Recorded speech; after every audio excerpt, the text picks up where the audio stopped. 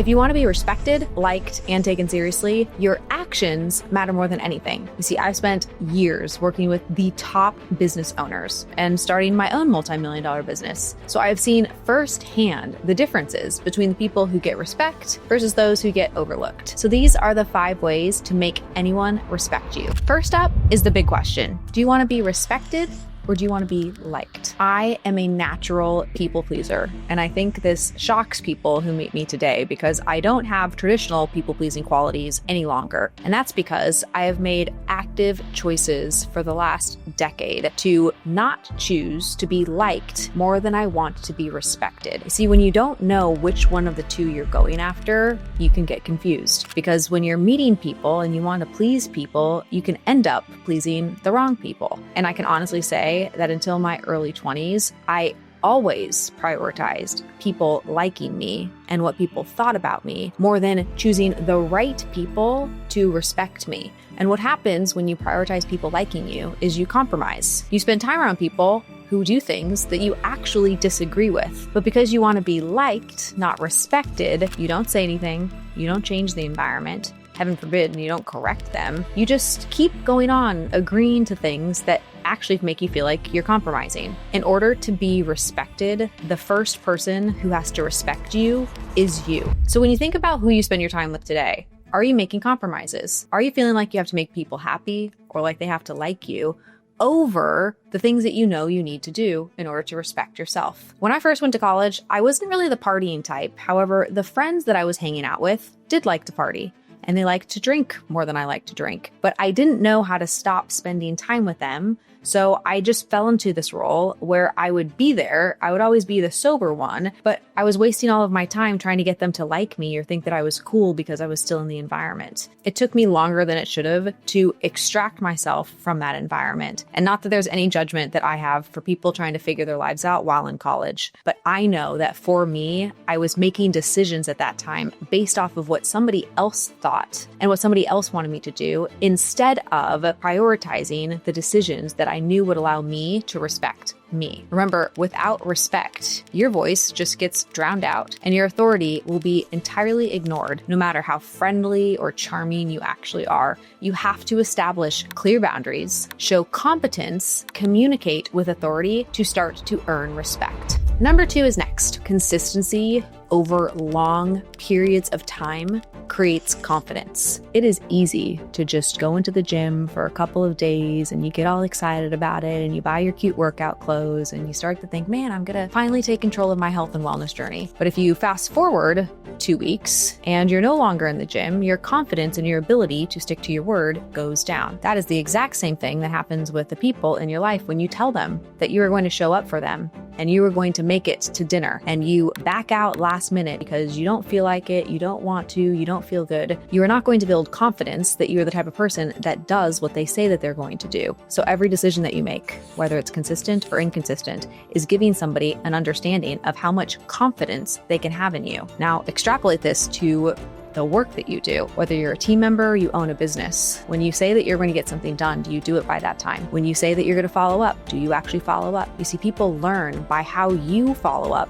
by how you show up over long periods of time if they can or can't count on you. I know instantly who I can and can't count on. And the people who I count on are the people who always follow up with me. And if they follow up with me consistently for 6 months, if they happen to miss something, I'm not that worried about it because I know by their actions that they are a consistent person. But if they sometimes follow up, sometimes don't follow up, sometimes do what they say they're going to do, sometimes they don't say what they're going to do, I'm just going to bypass them. And when you bypass somebody in an organization, all of a sudden you start to ask yourself, well, why do I need this person if I'm going to end up having to do their job because they aren't consistent? And yet when you talk to the person, all they want is more opportunity. They want to be trusted with more. They want to handle more. They want to make more money. They want to do big things, but they can't even handle what's in front of them. This is actually why respect doesn't just happen overnight. What is so cool about being consistent, it is in your control if you say that you're going to do something. And what's also cool is you don't have to commit to something if you have no intention to do it. That's fine too. Next is number 3. You have to set clear boundaries. One of the hardest lessons I've had to learn is not just setting boundaries, but is actually getting other people to respect those boundaries. There's 2 steps to boundaries. The first is creating them. The second is enforcing them. When it comes to setting boundaries, the first thing that you have to ask yourself is, what are you not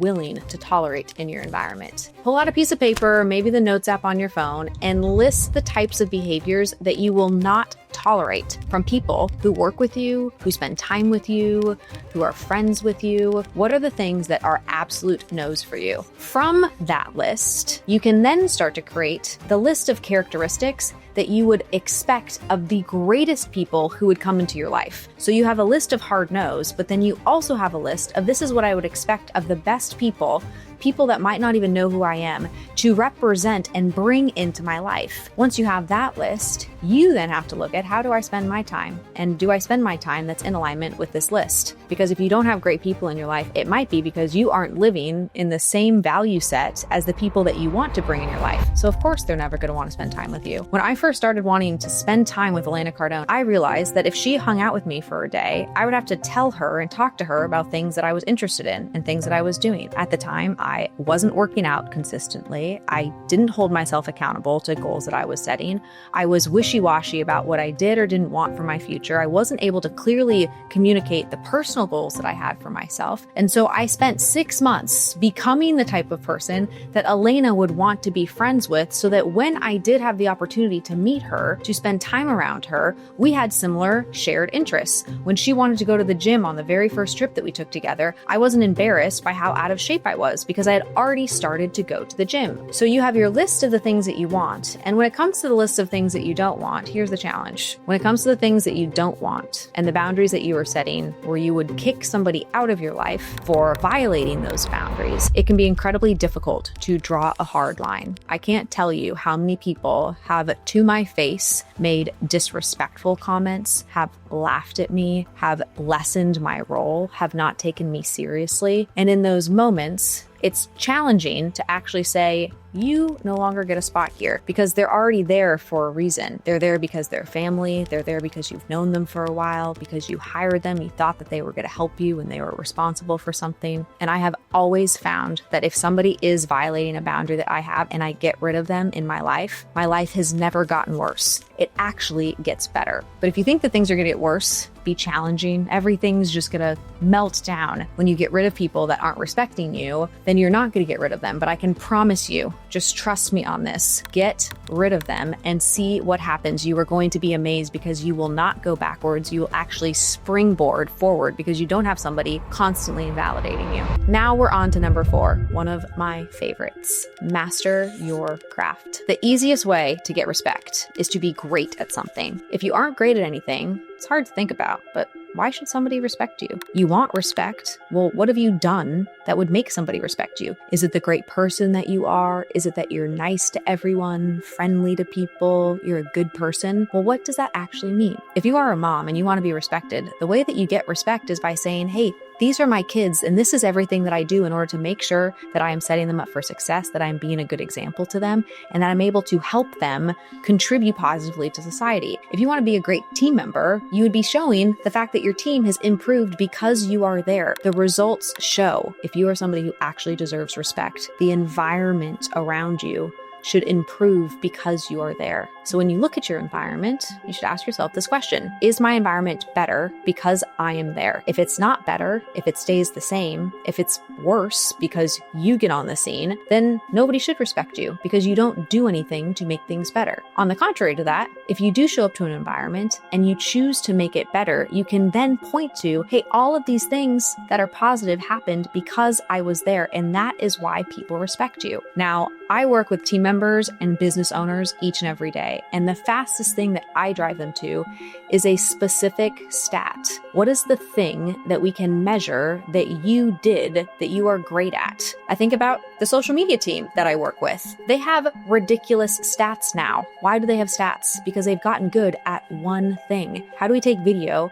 and create compelling messages for people to understand who we are, what we do, and what we're all about? See, those stats that they now have are actually in the physical universe. It's not just that they happen to be good at social media. There are social media managers who cannot produce a single great piece piece of content that people actually want to watch. The difference between somebody who's average and somebody who's great is the stats. But the fastest way to get confused is to think that you have to be good at social media at the exact same time that you have to be good at PR, at the exact same time that you have to be good at some other form of marketing. Get stats in one area. People will then respect you for those stats that you have because you can say, hey, I did this, I did this, I did this, I did this in order to make this happen. That creates confidence, which ultimately leads people to respect you. To contrast my current social team compared to previous team members that I've worked with, I will never forget when one of my team members came in my office and she said, the two of us are so overwhelmed, we're so overworked, there's no way that we can create more content.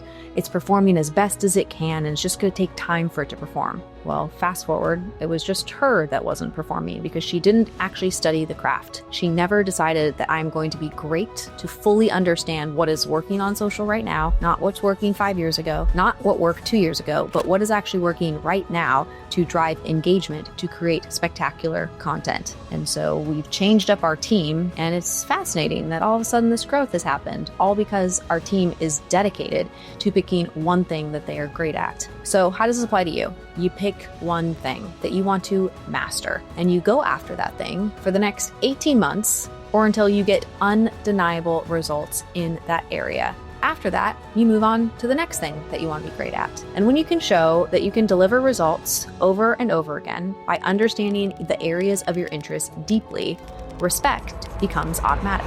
Lastly, number 5, your actions will always speak the loudest. I still don't get the level of respect from people that I would like. The trick is to not use someone's lack of respect as a reason for why you should stop trying. When I decided to marry my husband, I was petrified that for the rest of my life, people were just going to look at me as my husband's wife, where I would be in his shadows because he is unbelievably smart, successful, and truly a business savant. And I thought, oh, for the rest of my life, people would just tell me, oh, you got lucky, or you must not work very hard, or what's it like to work in your husband's business? Even if I am working in the business 18 hours a day and driving consistent value. But finally, I realized that people's lack of respect for me has nothing to do with the respect that I need to create for myself. I'm the only one who gets to see how I do or don't show up. You are the only one who gets to see how you do or don't show up. So do you respect the way that you show up? It doesn't matter that the world is going to judge you or say negative things or be critical, because that's on them. But if you do what you know you are capable of, you go after your goals, it might actually be that you go through all of your life and never get the respect from others that you deserve. And that is completely okay. Respect is ultimately about your actions and your results. So just put in the work. Don't talk about it. Don't complain about people not respecting you. Nobody cares. Put your head down. Prove to people over a long period of time that they should respect you because of the results that you are able to drive. If you do these things in just a short period of time, you could have all the respect that you want. And if you like this video, subscribe to my channel and check out this next video